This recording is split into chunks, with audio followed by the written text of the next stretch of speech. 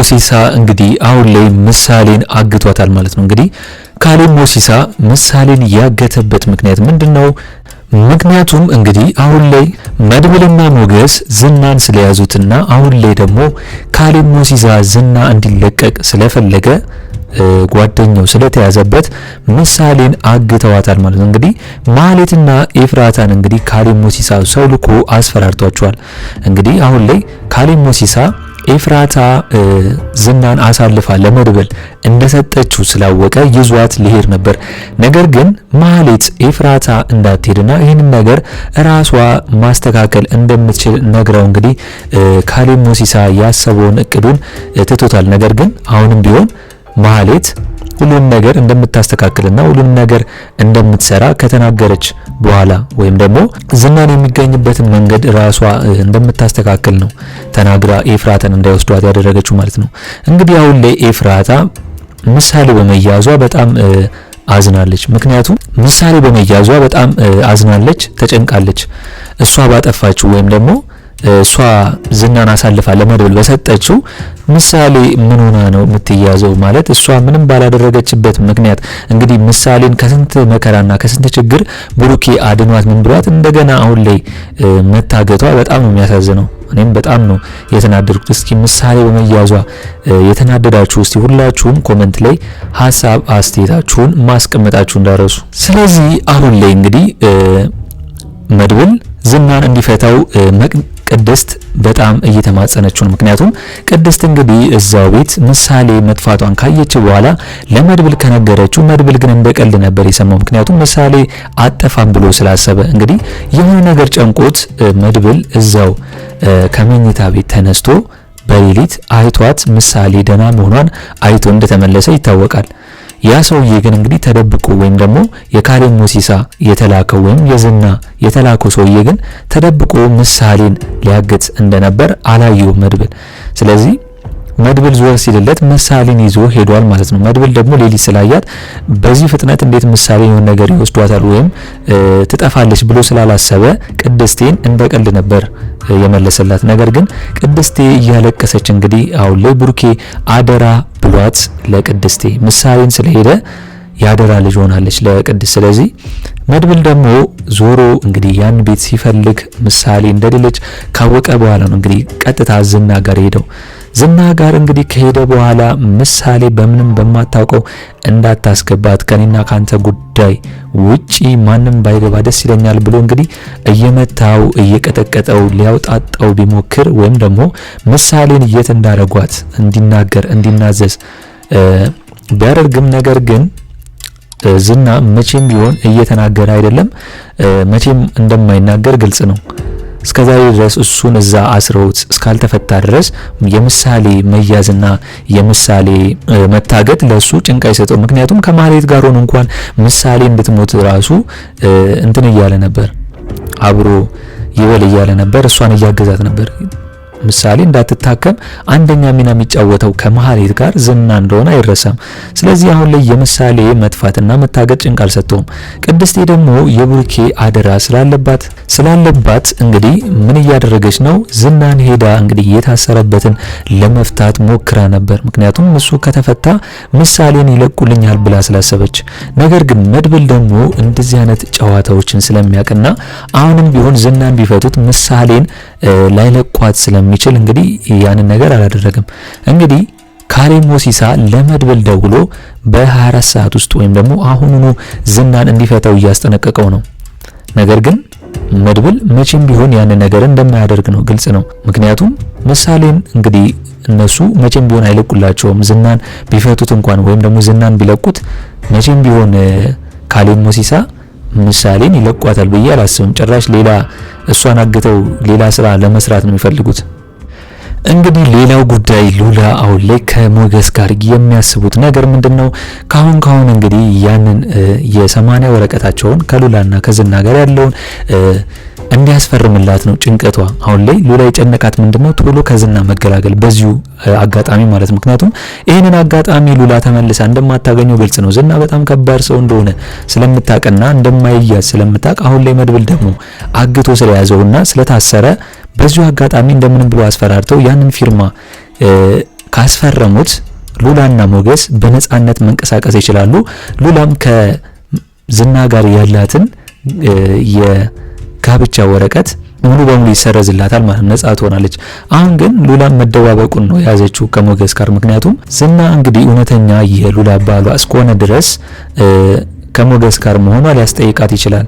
ዝናም የፈለገ መሆን ሉላን መጠየቅ ይችላል። ስለዚህ ይህንን ነጻነቷን ለማግኘት በዚህ ወይ ልታደርግ ነበር፣ ወይም ደግሞ ያንን ፊርማ ልታስፈርመው ነበር። ጭንቀቷም እሱ ነበር። ሞገስም ያንን ነገር አድርጎ በነጻነት ከሉላ ጋር የሚሆንበትን ዘዴ እያሰቡ ነው። እንግዲህ ይሄ ዱብዳ የወረደባቸው የምሳሌ መያዝ ማለት ነው። ቅድስቴ ለሞገስ ደውላ ያንን የምሳሌን መያዝ ባትነግረው ኖሮ እሱም አላወቀም ነበር። ነገር ግን ሞገስም አሁን ላይ እያሰበ ያለው ምንድነው? ዝናን ተፈቱ ምሳሌ እንዲትለቀቅ ነው። ምንም ሌላ ምርጫ የላቸውም።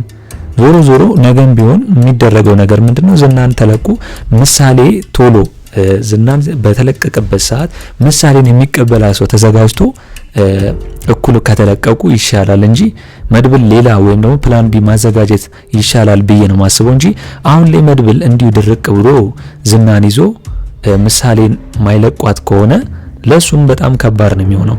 ምክንያቱም የወንድሙ ልጅ ነች። እንኳን የቅድስት የሱ ማድራ አለበት። አሁን ላይ በንዴት ከዝና ጋር ፉክክር ውስጥ ከሚገባና ምሳሌ ደግሞ አሁን ላይ ተወስዳ የሆነ ነገር እንዳትሆን በጣም ከባድ ነው። እንግዲህ አሁን ላይ ምን እያደረገ ነው ያለው? ካሌብ ሞሲሳ ምሳሌን እንግዲህ የምትበላበት ምግብ ውስጥ መርዝ፣ ትንሽ መርዝ እየሰጠ ለሷ እያበላት እንደሆነ የተናገረው።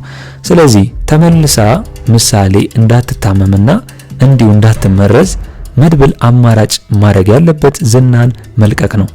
ዝና አሁን ላይ የምሳሌን የታሰረችን ቦታ አያውቅም። ካሌብ ሞሲሳ ነው ሁላ ነገር የሚሰራው። ስለዚህ ግን መድብል ዝናን እንዲያወጣ ቢሞክር እሱን እንዲናገር ቢጎተጉተውም እሱ እንግዲህ አልተናገረም። ምክንያቱም አያውቅም። እሱ አሁን እዛው ታስሯል።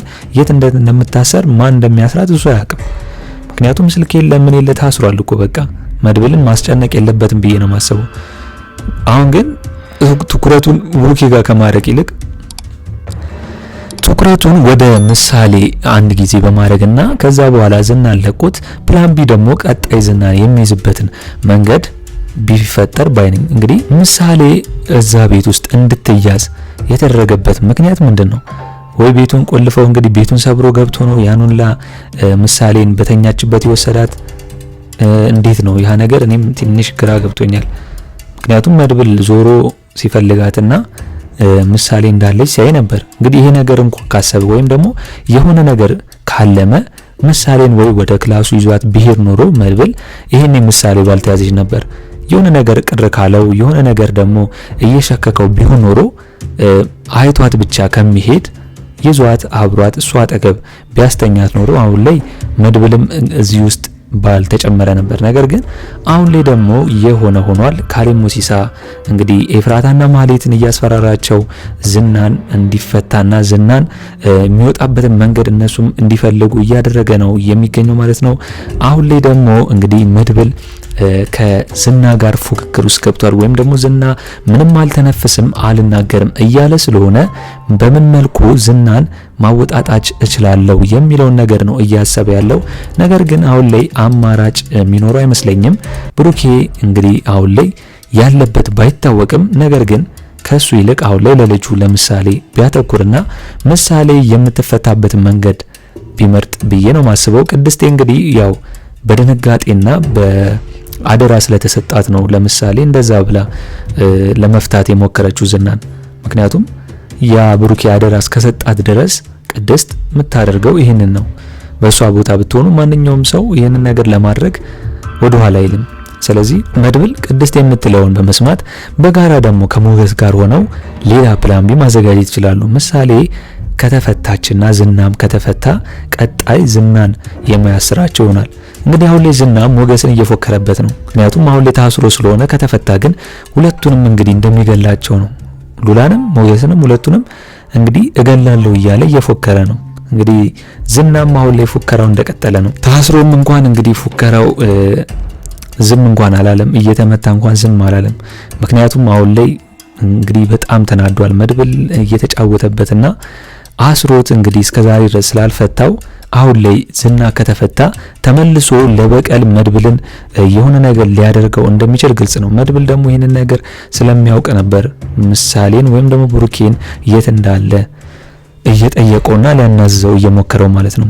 ነገር ግን አሁን ላይ የገጠመው ከካሌብ ሞሲሳ ጋር ነው። ካሌብ ሞሲሳ በጣም ከባድ እንደሆነ መድብልም ስለሚያውቅ ዞሮ ከባድ ነገር ነው የገጠመው። ስለዚህ አሁን ላይ መድብል ምንድነው ማድረግ ያለበት? እስቲ እናንተ ኮሜንት ላይ አስቀምጡልኝ። ምሳሌን መፍታት ነው ያለ ምሳሌ እንድትፈታ ዝናን መፍታት መልቀቅ አለበት ወይስ የለበትም? ምክንያቱም ሌላ አማራጭ በምን መልኩ ምሳሌን የሚያገኝበት መንገድ ይኖራል። ስለዚህ አሁን ላይ መድብል ምንም አማራጭ ስለሌለው ግዴታ ዝናን በዚህ ሰዓት መፍታትና እንግዲህ ፕላን ቢ ለሱ ደግሞ ማዘጋጀት። ከዛ ደግሞ ምሳሌ ስትፈታ ምሳሌን የማትያዝበት ወይም ደግሞ ቤቱን እንደምንም ብሎ ቅድስት እንድትጠብቅ ካደረገ በኋላ ደግሞ ዝና ላይ ማተኮር ከሞገስ ጋር እንደገና ማለት ነው። ይህን ነው የምለው። እስቲ እናንተ በዚህ ጉዳይ ሐሳብ አስተያየታችሁን ኮሜንት ላይ አስቀምጡልኝ። እንግዲህ በኔ በኩል የዛሬው አስተያየቴ ይህንን ይመስል ነበር።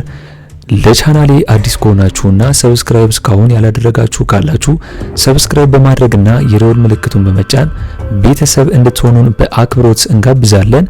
በቀጣይ ክፍል እስከምንገናኝ ድረስ መልካም ቆይታ ይሁንላችሁ። ቻው ቻው።